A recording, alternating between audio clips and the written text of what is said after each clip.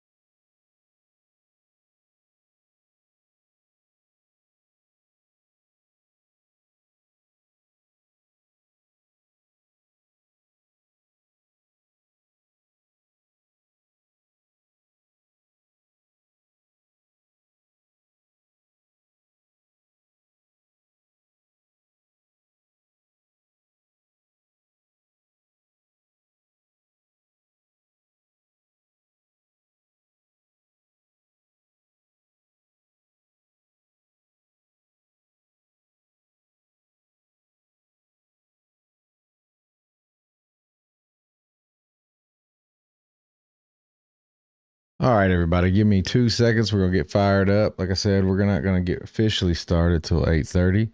That's our normal Saturday night chat time. But we got some good stuff today. Some coaching hires that I thought were interesting enough to talk about around the country, especially at Ohio State. You lose both coordinators from a national championship team, and you somehow come back and do it even bigger. So it's going to be interesting. And then obviously, I'm going to talk about 2025 week one. The slate looks amazing for college football. Uh, Not much on the draft right now. It's kind of mum's the word. A lot of kicking the tires, if you will. But Travis Hunter enters the combine as a DB, so I want to talk about that. Travis Hunter entering that, and then backlashes of NIL and transfer portals again. Uh, it's good. It's good in theory, but there are some things that are happening. It's changing the landscape of college football. We got to talk about it. So at 8:30, we're going to kick off and get going, and it'll be an interesting show for sure.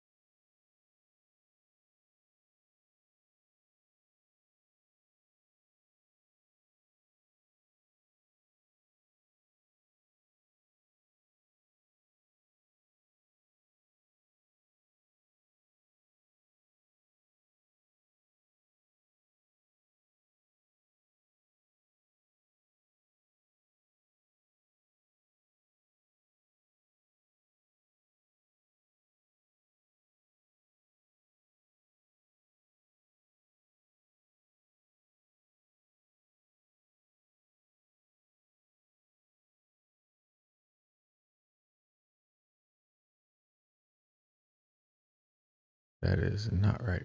Okay. All right. Welcome, everybody, to Lock, Loaded, and Goaded. I'm your host, Brandon Andrews. Again, this is me coming to you live, Saturday Night Chat, posted for the podcast. Like I said, we're live, but we're also going to just try to get this quick video on a Saturday night just to try to get some podcast information out there.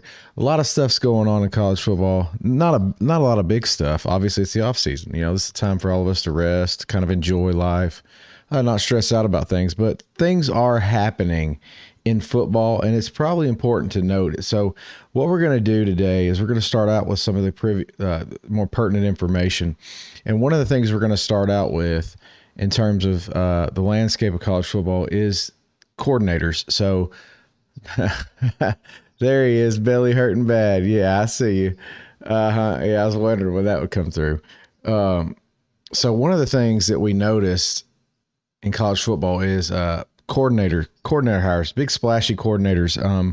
Ohio State's coming off a national championship, had Chip Kelly and Jim Knowles, one of the best defensive minds in the game. And then obviously Chip Kelly, who was known for his offenses at Oregon, even had a stint with the Eagles, obviously UCLA's coach a couple years ago. But Sketchy Steve, I'm digging the name. I don't know why that's your name, but that's interesting. But anyway, so Ohio State loses Chip Kelly and Jim Knowles. Jim Knowles obviously goes to Penn State, which we already marked that as being interesting in itself. The fact that you would let your top coordinator, who I think Jim Knowles had a big hand in the defense this last year, and they won a title with him, you let him walk. We're in the day and age now where you're paying players millions, you're going to pay assistant coaches millions too. That's just the day and age that we live in. So essentially, they let Jim Knowles walk and go to Penn State to make more money.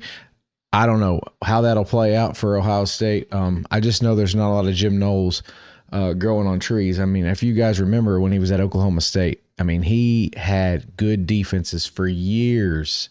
So it's interesting to see that happen. So they lose Jim Knowles.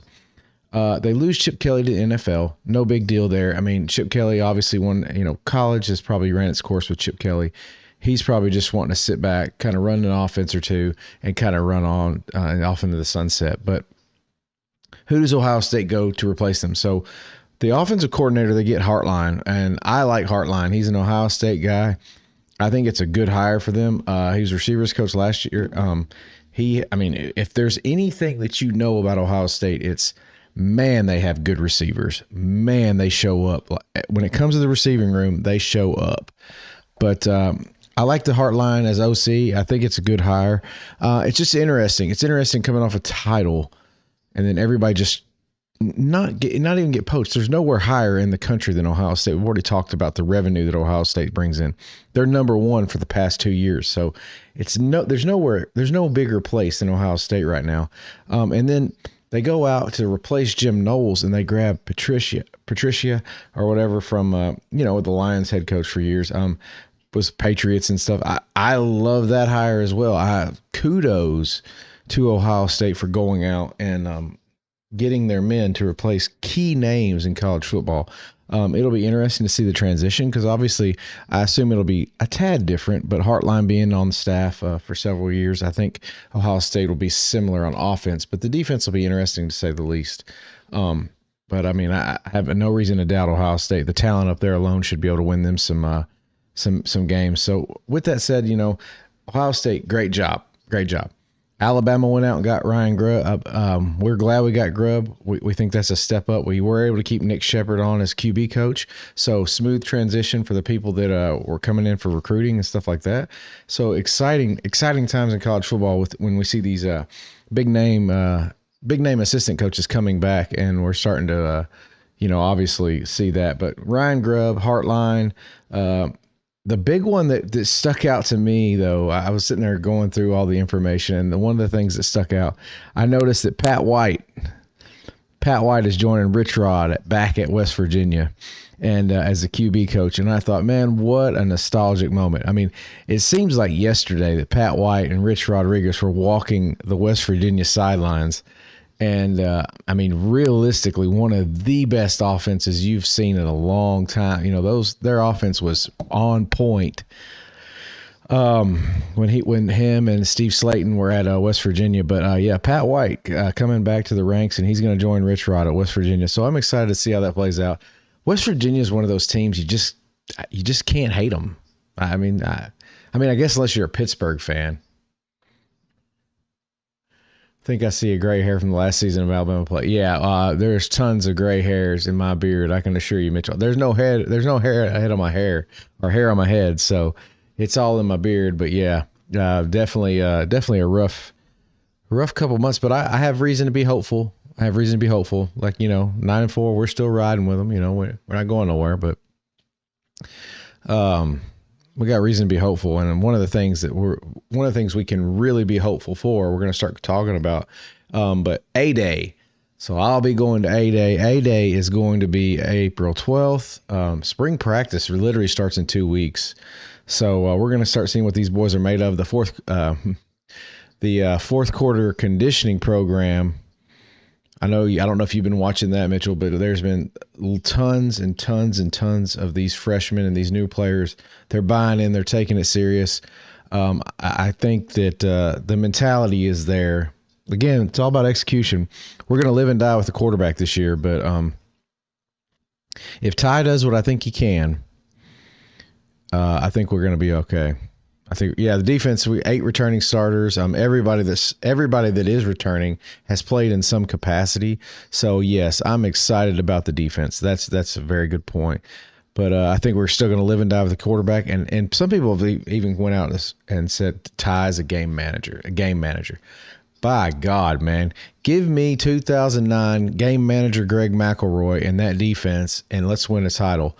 I hate to tell you this, but there was games, not the whole season, but there was games where Will Howard was a game manager, and they won a national title. So, sometimes you just got to manage the game and not give it away. So I'd be happy with a solid defense and somebody just kind of helping set the tone, offensively. But so one of the things I was going to talk about, so Alabama, we talked about. So Alabama, third in overall revenue behind Ohio State and Texas. People are like, well, how is that possible? It's Alabama. Dude, our fan base is national. We are not a regional product. Who all is the running back this year? Okay, so a couple comments. So Mark, yes, this is going to make or break Kalen. I don't think this is last year by any stretch. If 9-4 is not a terrible season, especially in the SEC that's stacked the way it is. But I think we're going to get to see. I just want to see improvement. Like I said, I want to see improvement. I want to see like consistency on offense, consistency on defense. But Mitchell said, "Who is the running back?" So right now you got Bam Jam. Thank you, ma'am. Jam Miller. You're going to have Richard Young. AK Deer is coming in, but you got Daniel Hill and you got who is it? Fucking fast as hell. Damn it. His name's on my tongue, man. Dabo would take this job. No, man. Dabo, I don't think he would. Mark. I don't think he would. I really don't believe it. And Mark, I'm going to ask you this question because you bring up a point. I know sometimes mama calls you home, but I think the feelers were put out on Dabo before, and I don't think he wanted it because he had it so well at Clemson. But let me ask you this. This is a guy who refuses to engage in NIL. They're doing NIL, but he's not like fully embraced it like some of these other places.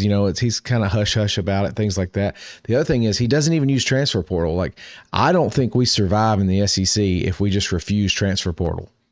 If you say, I'm not going to use transfer portal, I don't think we survive. Georgia has more homegrown talent than anyone in the SEC. So does Ohio State. But do they win a title without transfer portals or transfers? The answer is no. Dabo, the reason why Dabo has went from Pinnacle, yeah, he started taking them, but the thing is how long did it take him? And is he taking, I don't know. Like I said, times Dabo's a hell of a coach, no doubt about it. Like hell of a coach. I'm just thinking that just like with Saban would have adapted and would have overcome this if he wanted to keep trying to do this. But obviously, there comes a time when you either have to adapt and evolve or it will pass you by. It does seem like Dabo was a little late to the bus, but he does seem like he's taking a turn for the better. And Dabo's a Bama boy, so, I like Dabo. I have no issues with Dabo. Nah, yeah, he's a far cry from Saban, though. I'm just going to tell you, man. Dabo's he's almost like too good of a guy. You know what I mean? Like he's got fire, but it ain't the same kind of, like Nick Saban sits there and cuss you out. But I like Dabo. I do like Dabo. But so a couple things. We're going back to the revenue. So one of the things Alabama's going to be struggling with is, okay, Alabama as a state does not make a lot of money. They don't. We're bottom 15. Alabama's probably bottom 15 as far as state income and things like that, as far as revenue, GDP, things like that. So Alabama as a state is not very rich. We'll use that term. But the fan base is national. It's a national fan base. It's not regional. Some of these programs like Tennessee, some of these other programs are regional. Georgia has become a national fan base. Florida has a national fan base. But you get too far outside of Knoxville, nobody gives a shit about Tennessee. Alabama is one of the poorest states. Yes, that is correct. I mean, they're not as poor as like Mississippi and some of these other ones, but and so you say that, Mark, but they've already lost. They lost one of their most recent lawsuits stating that they are not allowed to put a cap on NIL. So if they lose the lawsuit, it's being appealed, but if they lose it, then it's going to be just chaos. And the only way we'll get it under control is an agreed upon players union, which then, it's a job. So it'll be different. They'll be employees. But so Alabama, I don't know if you guys have seen this, but I'm looking at the article right now. They're creating a competitive advantage for Alabama athletes, and it would cut taxes for NIL earnings for players. This would be for Alabama and Auburn, obviously, but anyone in the state of Alabama, it would cut taxes. It would go from state taxes. So let's just talk about that. So if you're a player and you're going to make, I don't know, we're going to say $300,000 a year, and Alabama state income tax is 5% if you make over so much. That's what the article says. That's what it is. So why would you go to Alabama? I'm asking this question rhetorically. We know the answer, but why would you go to Alabama when you got Texas offering you $300,000 with no state income tax? NFL does this all the time when you talk about free agency because it's more money in their pocket. So anything we can do as far as the official, legally, to help out this situation, it's a good thing. It's a win for us as a program because obviously we want to stay competitive. Georgia, a similar bill has been passed in Georgia or introduced. It's introduced in Georgia, not passed. But essentially, Tennessee, Florida, Texas, they don't have state income taxes. So obviously there's advantages. There's advantages to this. So, obviously we need to do what we can though to try to help out. It's going to be interesting for sure because, I'm very nervous about some of these programs that do have they don't have empty pockets. Obviously they have seems like unlimited wealth. Ohio State being one of them, but obviously anything we can do to try to help out in that regard would be a home run. Obviously, we have the revenue sharing that's going into effect this year with the universities, so that'll be an additional revenue, and then we'll see what happens. Like I said, it's going to be intriguing to say the least, and I think recruiting will go to the way of who is the most creative. So Naheem Alford from Alabama that went to Oregon was committed to Ohio State for years. It seemed like years, at least a year. committed to Ohio State, and then like he just switches to Oregon on signing day. Uh, no, what's getting backdated to 2016? Revenue sharing is getting backdated. Holy crap! Wow. Um. Anyway, Naheem Offord went to Oregon, and Oregon offered him a shoe, and he gets a percent of the sales. So that's a creative. We've talked about this before. That's a creative marketing tool for a player, and obviously that's an advantage that only Oregon has because they can do those things. Like Adidas, for instance, could say, "Hey Notre Dame." Oh, good. I hope so, Mark. I hope so. I hope he does. I hope your son does get some revenue. But it's like, hey Notre Dame, if you come back to Adidas or you with Adidas, we'll give your players shoe options. I mean, that's creative. That's creative marketing, and that's a way to get players intrigued and commit to your school. So I'm all for anything we can do to gain an advantage. This is interesting stuff here. One of the things, who you think is the richest state? Mitchell, what's up? Thank you, man. The richest state, it's California. I mean, the population is. I don't know if you. I do a lot of I watch a lot of geography and stuff. California has like the third largest. It's like I don't know. California themselves would be a top 5 GDP if as a country. They're like super, but you got to look at like you have Texas, you have New York, you have a lot of places. The people that you have to really sit there and watch are the people. So California. So here's the thing. Let's talk about California. Who in the hell wants to go to California and pay 50%, taxes at the end of the day, with your city tax, your state tax, your damn federal tax? Who wants to do that?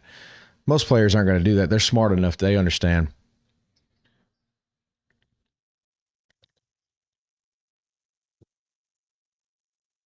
Mark, which QB? So Mark says a QB got NIL from 3 different schools and then signed with a third. Which QB was that? Anyway, let me go. I got a couple. So talking. While Mark's getting that. So Alabama for the 2026 class. 2 huge commitments this week. I needed to talk about the 2 because a lot of things. Alabama's slow starting. We always do that. So at Alabama, those that don't realize, don't understand, Alabama, we require you to come to camp most of the time. There's certain players that are elite enough that don't have to come to camp. Obviously, Ryan Williams was one of those players that did not have to come to camp. But most players have to come to camp for us to get an actual offer, a tangible, committable offer. So, you got Zion Gibson, as a DB commit. Well, we picked up Chris Booker. Inside lineman, he's 6'4", 284 right now. He's listed as a 4-star on most services. So what I'm hearing is this kid is easily going to shoot up the rankings. He's not a 5-star. He's not a 5-star, but I'm hearing this kid is probably a top 100 player. He came from a smaller school right around Huntsville, and he has now moved to Georgia. He's in Hateville, Georgia. He's a charter school, so he moved, but he's been a Bama fan his whole life, so I think he's going to be okay with that. But this kid right now, he looks the part, and they said he's mean. He's not Carroll. He's not Michael Carroll, who we just signed this class. Michael Carroll is coming in, and he's going to be like pushing for starting time. He's kind of like Caden Proctor. That's how good he is. But he has the potential to be really good, and I'm interested to see that. The one that I'm more excited about is actually rated lower. He's rated lower right now on certain. Let me say this. He's rated lower on certain places. Because on I think it's at 247 he's only a 3-star. But Jamarian Matthews. Check your DM. I didn't tell you that. Oh man, hold on. Oh dude. Give me a second. I'll check it in a second. Jamarian Matthews just committed Friday. So the exciting thing about Jamarian Matthews is, so right now, let's see, I've got him pulled up here. He is listed as what, 6'3", 220. Everyone said he's every bit of 6'4". We'll take their word for it. I don't know. I've never met the kid, so I'm going to take his word for it. They said the problem is this kid is literally see here, there you go. Oh, okay, I got you. Oh yeah, if yeah, there ain't no doubt about that. There ain't no doubt about that. I got a feeling, Mark, it's going to be all for naught, because I don't think he's going to have. I don't think. Anyway, I ain't going to get into it. I won't say nothing else. But thank you for sharing that with me, because I'll use that later on. But now Jamarian Matthews, they say 6'4", 220 right now. That's not even close to accurate. So he as a junior, he went to an Under Armour. He's still a junior, by the way, but he went to an Under Armour event and weighed in at 6'4", 240. The crazy thing about him is we're using him. He's gonna be a bandit for Alabama. If anybody that doesn't know, that's like a defensive end. So we run a 3-3-5 scheme. So he'll be playing at about 270, 280. Thank you for following, Mark. Thank you for following. The crazy thing is, they said he has linebacker speed. They like the comp for him, like he almost is like as agile as Reuben Foster. That's how crazy this is.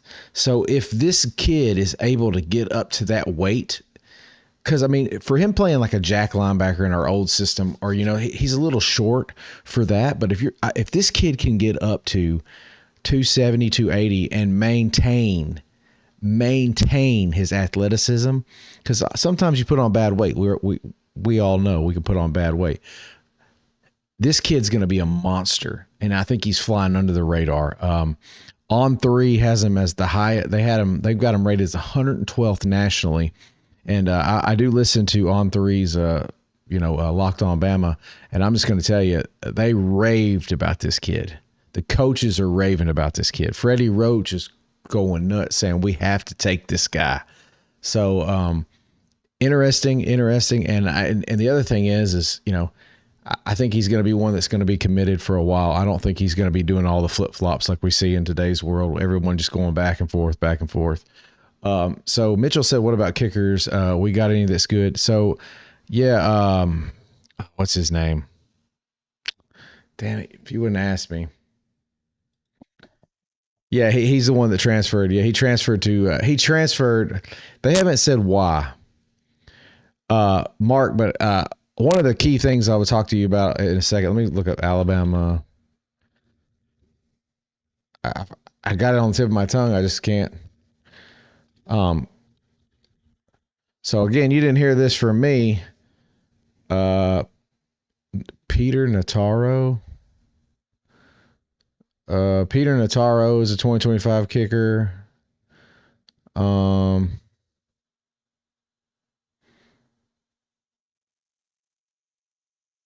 It seems like I don't know if it's going to be as good as what we've had, but it seems like we'll have some. There's somebody else that's just eluding me.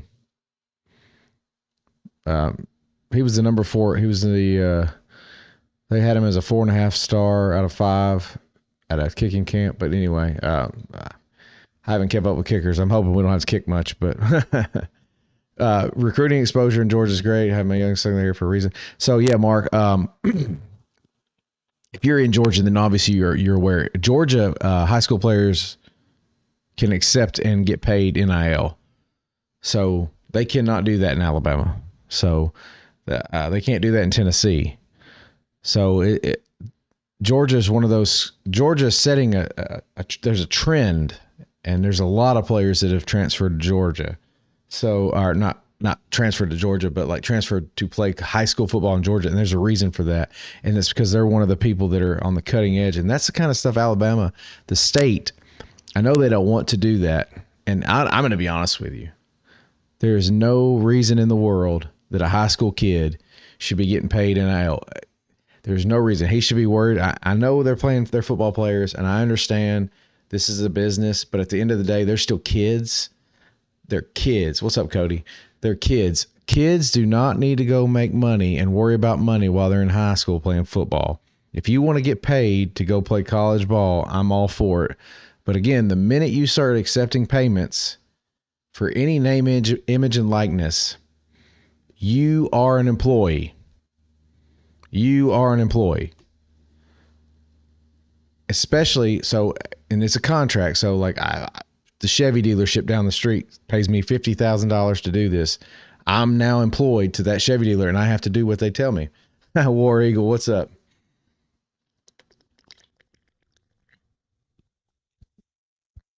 Let's see. Oldest son got recruited by Bama. We'll be there in a visit next year with the youngest. Well, hopefully we'll all see each other there one day. Yeah, man, that's awesome. So, okay. Anyway, back to. I don't have much this week, but I did want to talk about 2025. Obviously, 2025 season. It's going to be here before we know it, guys. It's going to be here before we know it. But one of the cool things that's going to happen is week one. Week one of 2025. Tell me if you can remember a slate of games this cool. And just like I said, you can try to think about it, but just tell me if you remember this. The premium game is Texas and Ohio State. LSU plays Clemson. Bama plays Florida State. And Miami plays Notre Dame. And that's all week one of college football. And I know I missed some. These are just the big ones because if you think about it, all those are blue blood programs and they're all going to be playing each other. I'm not worried about what they're ranked this year. I'm not worried about how good they are or anything like that. I'm just talking about from a brand standpoint. Obviously, that's the kind of matchups people want to see. And it's very intriguing. Bama's schedule obviously is going to be chalked. It's going to be very hard next year. Not only do we play Florida State, but then we play Wisconsin. So two big out of conference games. And anybody that thinks that Florida State's just, they sucked. They sucked this year. But they're still recruiting at a high level. They still have tons of talent all over the field. And we're breaking in a new quarterback. It's going to be an interesting week one. I mean, I'm hoping that we go out there and beat them 58-0, but it'll be interesting to say the least. Miami, Notre Dame. Is Notre Dame for real, or is it a one and done? Is Miami for real? Is Carson Beck the truth? The headlines are going to write themselves that first week. LSU at Clemson. I mean, LSU, big time player in the transfer portal, big time player. Clemson's trying to get on the train, trying to get the track moving. So were they a fluke this year? You think Notre Dame's done? They might be. They might be. Riley Leonard's gone. I mean, but who knows? I mean, they were a solid team. They were a solid team. They didn't have they did not have the pow, the pop to win it all, but they were solid. And I mean, they didn't have a big flashy thing either. It was just kind of, it kind of reminded me of, just old school team, just run the football, throw when you need to, and just play defense. And then Texas, Ohio State, we're going to find out which one's for real right off the rip. That will be intriguing. That will be intriguing because Arch Manning gets his start, and then obviously who's going to start at Ohio State? More than likely, it's going to be Julian Sayin, but do they go out and get a transfer? I mean, a transfer portal quarterback. I don't know. Julian Sayin, I mean, we all know Julian Sayin. I was raving about the kid. If Julian Sayin would have stayed, he probably is starting next year for us. So, I mean, he's good enough. Thank you for following, man. Julian Sayin's good enough to start for Ohio State. Plus, with the receiving core he has, he'll look like a damn stud. They compare Julian Sayin to Bryce Young many times as far as throwing motions, quick release, just a pure natural passer. And so Ohio State's going to be in good hands. Plus, they got Tavian St. Clair right behind him. I think we're going to be in good hands. I think Ty is going to step up and have a Mac Jones-esque season. Problem is he doesn't have Smitty. But he has a Ryan Williams. Okay, yes. So, Mark, you bring up a very valid point. There's a reason why they will not name a starter. We all know why. I mean, we understand. that just makes sense. Texas has canceled, second school to cancel their spring game due to the portal. So Texas has canceled the spring game. And so what I said at the pregame, or like when I was going over the topics, this is a staple for college football. It's definitely a staple for the SEC. Spring football is huge, and it's a huge revenue generator. I mean, tons of money flows through Tuscaloosa every year at the spring game. I mean, I've been to several, and I'm tons of money for businesses, for the university, all the concessions, everything that happens. It's a huge event. Plus, it's a great time to take your family, get your kids introduced to some of this stuff, the younger kids. And so Texas canceling this. Could you imagine as Bama fans if we just said we're going to cancel our spring game? Dude, I would be so upset with my program. I understand why they're doing it. They're doing it to avoid this transfer portal crap. Why do we not put pressure on the NCAA and say, listen, there should be one transfer portal season here and here. First off, it needs to start after the playoffs end. And then it needs to, if you want to do it right after the playoffs end, but the minute March 1st rolls around, shut. If you can't figure out whether you want to transfer by then, that's on you, man. I mean, you can still transfer. You just have to sit out. High school teams are canceling spring. Also, coaches aren't coming to spring practice anymore. Damn. Really? Like, we literally been on the road. That's crazy. I wonder if it's just certain programs or if it's all programs. That's interesting. But I just think it's a sad day. It's a sad day in football when you have to cancel a spring game, which for Texas, I mean, everything's bigger in Texas. Let's just call it what it is. And honestly, that's huge revenue they're just throwing away. They're not throwing that away lightly. Yeah, there is too much money in this. The transfer portal is the big issue. The NCAA could help us out with this. They may not have a damn pot to piss in when it comes to NIL, but they damn sure have a way to regulate transfers. You give them a month to transfer. If they can't figure out what they want to do within that month, they'll have to be on that team the whole year, or they can leave the program and sit out the full year and go, but that's what they got to do. But the NCAA doesn't have any balls.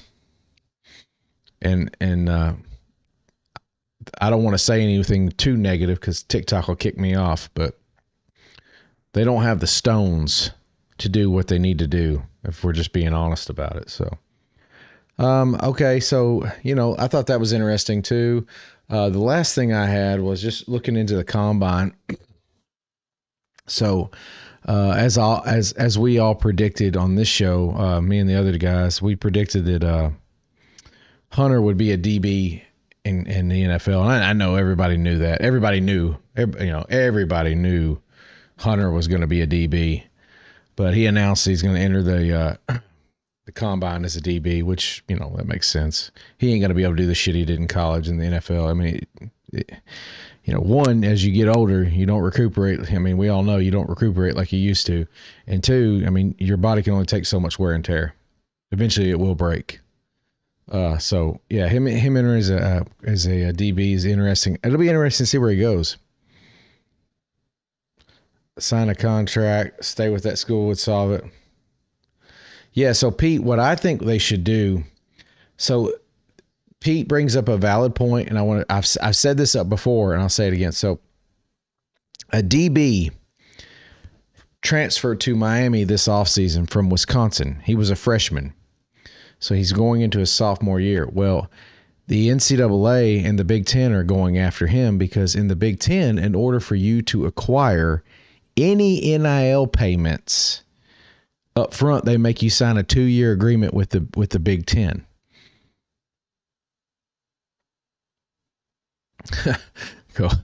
Go Vols coming in with the jokes. So I don't know how legal this is. I don't know how this is going to stand up in court or anything like that, but the Big Ten requires all players, if they are to receive any NIL or revenue sharing, they have to sign a 2-year no transfer agreement.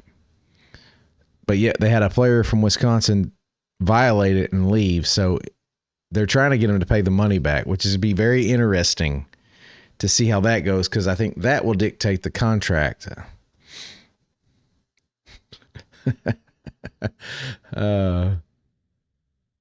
Yeah, I agree, Mark. If they would have paid players before, they would have. But like I said, I never played for a university. I had plenty of friends that did. I went to a major high school in Tennessee, a major program in the 90s, and tons of people would talk about their situations and stuff when we got to college and everything. And I'm just going to tell you, those kids had it made. They had it made. Yeah, so the way I think it should be, and this is the way I see it, is everything should be contractual. So I'm not giving you a damn dime unless you commit to X, Y, and Z. It could be whatever you want. It could be whatever you want. So, like if Ohio State, let's say we got a Tennessee fan here, and let's say Ohio State. We got X QB. We think he's worth $1 million. Ohio State says, I'll give you $1 million. I want you to sign a 2-year agreement. And Tennessee comes back and says, well, hell, I'll give you $1 million, and I'll only hold you to 1 year. I mean, that's going to mean something to the players. Oh, the coaches. So, So the deal is you can't, Mark, you can't pull a scholarship from a player. You can't pull a scholarship from a player. So like, that's why there's players that have been on the team for years and years, and you never see them play. They can't pull the scholarship once they offer it. They can't pull it unless you violate team rules. I don't know how they do it anywhere else. That's how Alabama did it. That's how Nick Saban did it So Nick Saban, he would never pull a player's scholarship ever unless they violated team rules or just quit giving a shit. But essentially, yeah, where we're going now, it probably will be year to year. And like I said, but Nick Saban did not do that. I want people to know that Nick Saban, if someone wanted to play more, he would encourage you to go somewhere else, but he would never just yank the rug out from somebody. And there's a lot of things Nick Saban did. There's a reason why he's the GOAT that people don't give him enough credit for. But people think he's just an asshole, but the guy genuinely was a good coach and a good man. And I don't know why I'm saying it like that, but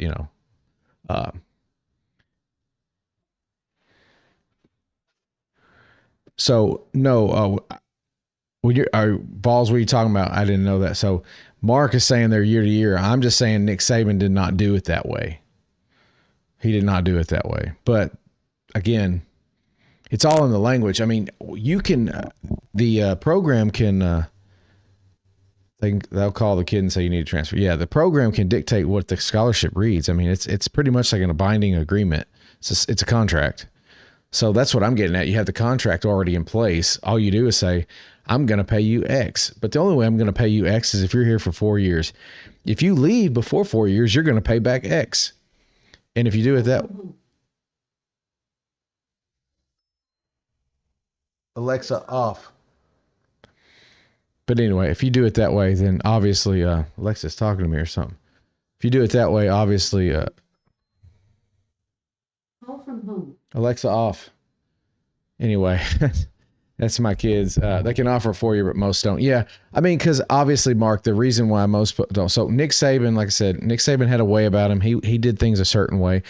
Some coaches don't do it that way, especially now, because if a kid can transfer, the coaches want to have that option too.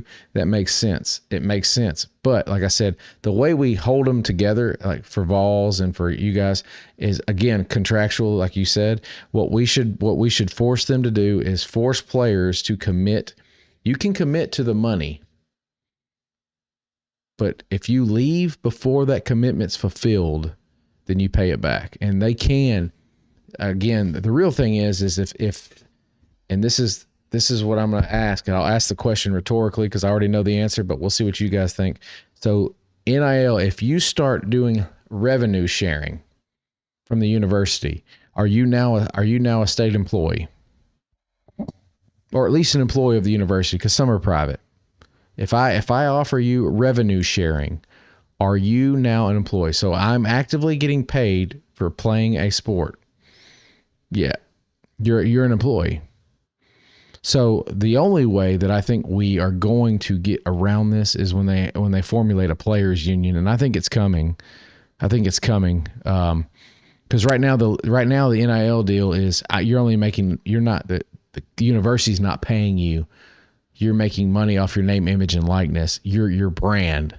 So right now that's their only leg to stand on. How they navigate the university, because I know they don't want a players union. I know they don't want that. Student athlete barely made to class 4. Imagine how. Yeah, I mean, what would you do, Go Vols, if you're making millions to go sit, ride a bench? Hell, even if you're starting, you know what I mean? These kids are making more money than they even know what to do with. You know, I think there's so we could go into it. So all the players get that would be nice, Mark. But so they've already lost that lawsuit. Uh, I don't know if did it go to the Supreme Court? I can't remember, but I know in California it went to the state Supreme Court in California, and they said you cannot limit what a player can make off his own name, which is why we're in the situation we're in. But I wish it was that way. I wish it was all fair. It was just straight across the board. But then again, somebody would find a way to skew it, and then it is what it is. But I don't mind the revenue. I like football better. I liked football better when they didn't have it. I do think they should get something, so I'm okay with that.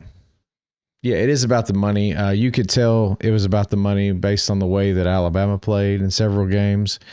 You could tell the drive, the give a shit's just not there.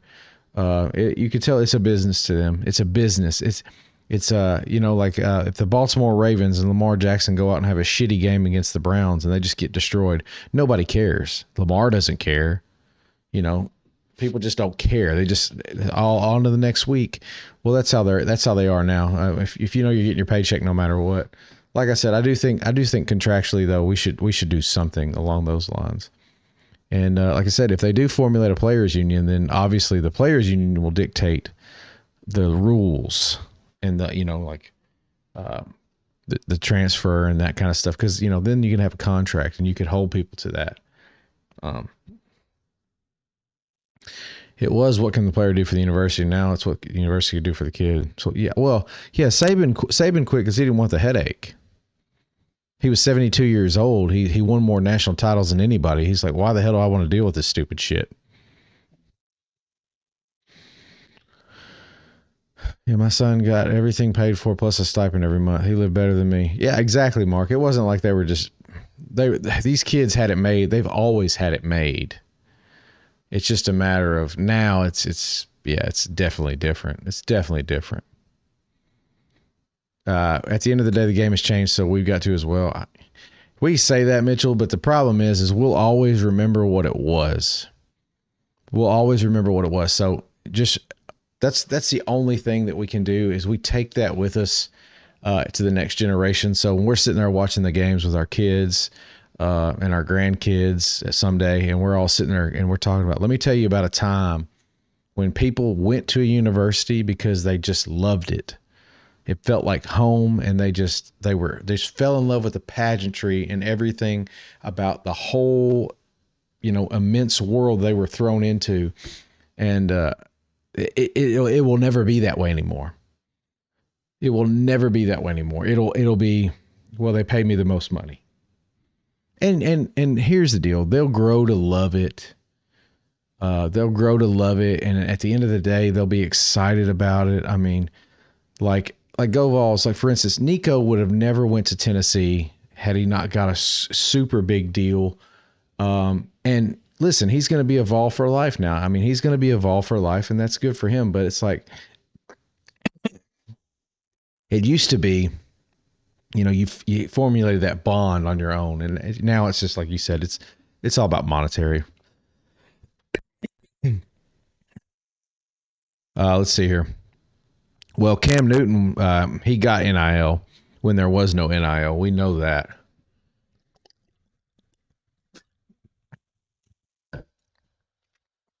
And Trent Richardson, I don't know, man. He was a stud. He was a stud in college. He was a stud. Okay. What'd you say? What'd you say, Mitchell? You won't ever forget? Just all the joy. It is. It is. It is.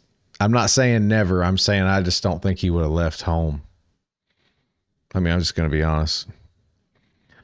That's my opinion. So it doesn't matter. Like I said, the big thing is when I don't know if you remember, but when he signed, it was the biggest quarterback deal there was out there. So there's there's there's a we can't refute the evidence. I mean, he was at the time. Now, I mean, his deal seems tiny compared to what the Underwood got, Bryce Underwood at Michigan. Yeah, I'll never forget the way it used to be either. Best running back, it was Trent Richardson, in your opinion. Trent was a good one. So for me, my favorite running back, so for my favorite running back, personality wise, 100% is Mark Ingram.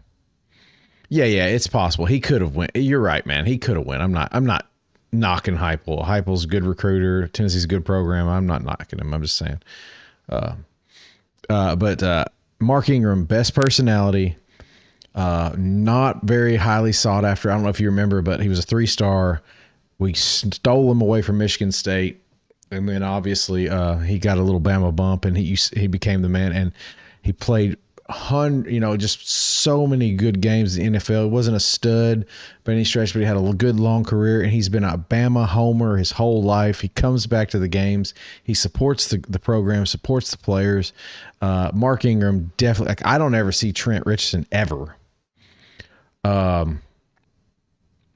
So Mark Ingram is he's probably my favorite behind one. And that one is Derrick Henry. And the reason why is I've just never seen someone do what he does.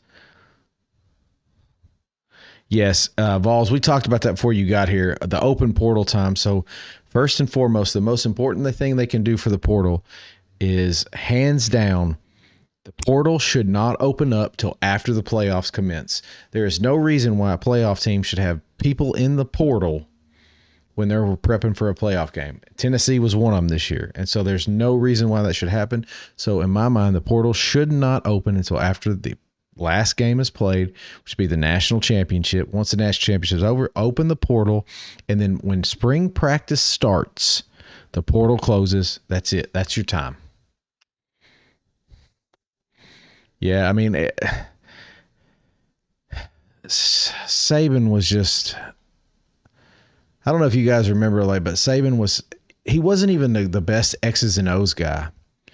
Like, I think he knew more about defense than most of us will ever know. You know, he probably forgot more than we'll ever know, but I don't think it translated to the players as well as it could have. Uh,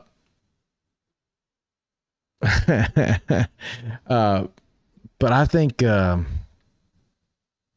he knew he wanted to have the best talent. So if you ever, I mean, he worked his ass off, and all his coaches worked their ass off on their recruiting trail.